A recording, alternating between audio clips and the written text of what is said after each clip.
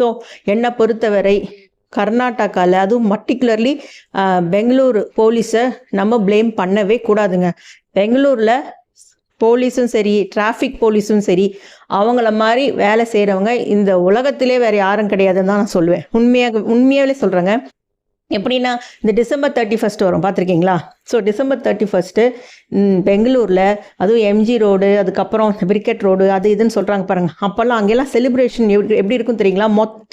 பெங்களூர் மொத்தமே அங்கே தான் இருக்கும். ஸோ அதை ஆர்கனைஸ் பண்ணி ஒரு போலீஸால் கண்ட்ரோல் பண்ண முடியுதுன்னும் போது, ஏங்க இந்த ஆர்சிபி ஒரு 3 லட்சம் 3.5 லட்சம் ஜனத்தை அவங்களால கண்ட்ரோல் பண்ணியிருக்க முடியாதா?